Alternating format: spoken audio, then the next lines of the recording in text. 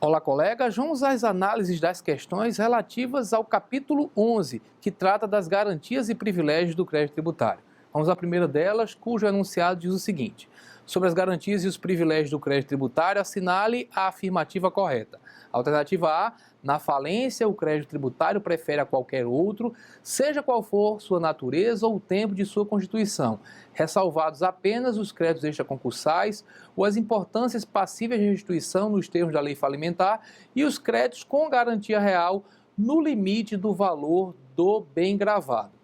Bem, em primeiro lugar, é fundamental que a gente olhe para o caput do artigo 186 do Código Tributário Nacional, que traz uma regra válida para todos os casos, não apenas para o caso de falência. Vejam que o artigo 186 só fala de falência no parágrafo único, que traz peculiaridades da falência, mas não se afasta o que está no caput, que diz que o crédito tributário prefere a qualquer outro. O parágrafo vai trazer outros créditos que vão preferir ao crédito tributário, mas desde já se coloca para todos os casos a ressalva.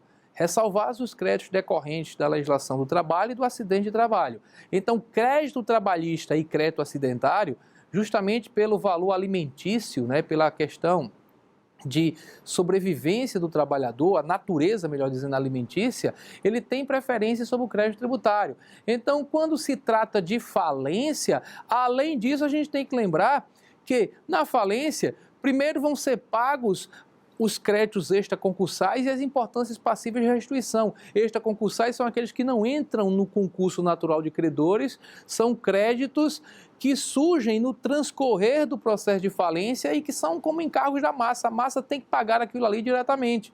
Também tem que devolver o que pertence aos outros, as importâncias passíveis de restituição, e mesmo assim, ainda existem outros créditos que vão preferir ao crédito tributário, como os créditos com garantia real até o limite de valor do bem gravado.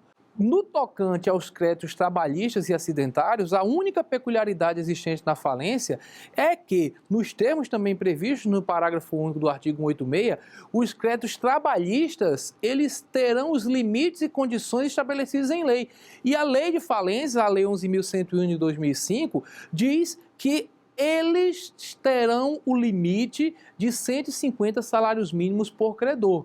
Então, existe limite, mas obviamente há a preferência do crédito trabalhista e também do crédito acidentário sobre o crédito tributário também no processo de falência. Então, a alternativa A, que diz que o crédito tributário prefere a qualquer outro, seja qual for sua natureza, ou o tempo de sua constituição, ressalvados apenas esses aí, extraconcursais, importâncias passíveis de restituição, e os créditos com garantia real no limite de valor do bem gravado, bem, não são só esses, existem outros também que têm preferência sobre o crédito tributário.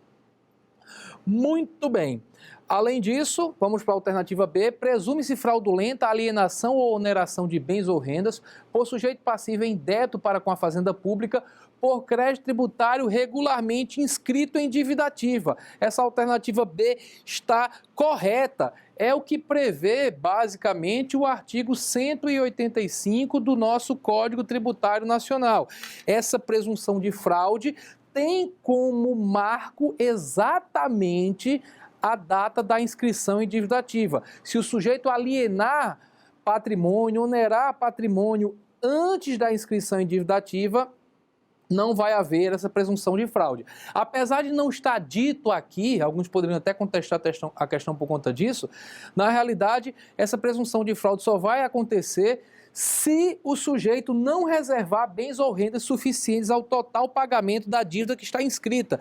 Por isso eu peço até ao pessoal da técnica que exiba aqui o parágrafo único do artigo 185 do CTN que faz essa ressalva. A presunção não existe. Claro, se o sujeito tem um débito tributário de R$100 mil e ele separa um investimento financeiro lá de 120 mil, dizendo isso aqui é do fisco, ninguém pega. Claro que ninguém faz isso, Mas se ele o fizer e começar a vender seu patrimônio, a onerar, não há problema algum. Só há a presunção de fraude quando ele faz essas vendas e se torna insolvente, ok? Então, a alternativa B corresponde ao gabarito, mas com essa ressalva que acabamos de fazer.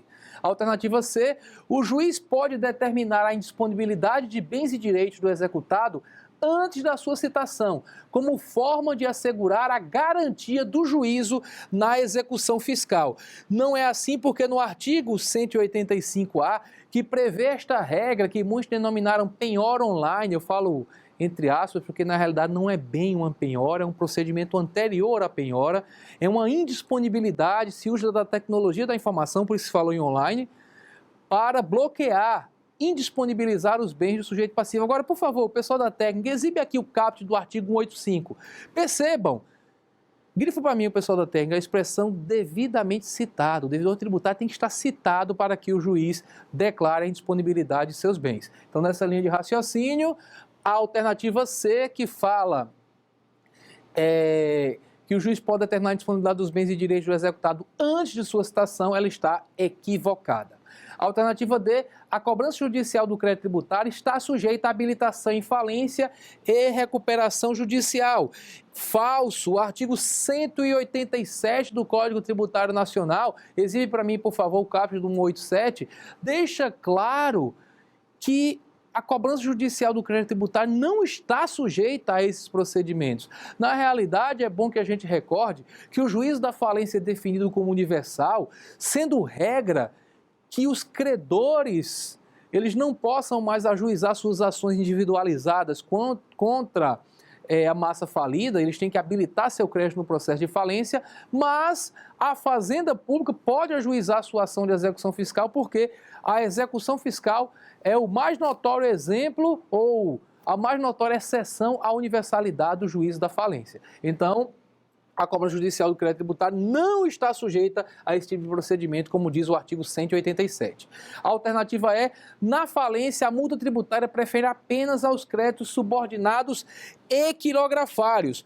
No artigo 186 do Código Tributário, parágrafo único, que como nós já citamos, fala em processo de falência, inciso 3, se diz que a multa tributária, claro, ela não tem a mesma preferência do tributo, ela prefere apenas aos créditos subordinados. Subordinados são o último da lista. O antepenúltimo são os quirografários, porque os créditos tributários relativos a multas, eles ficam aqui abaixo dos quirografários e acima dos subordinados. Então aqui, como está dito que ele prefere aos subordinados e quirografários, está errado por conta dessa inclusão dos quirografários. Então com isso a gente conclui a análise dessa questão.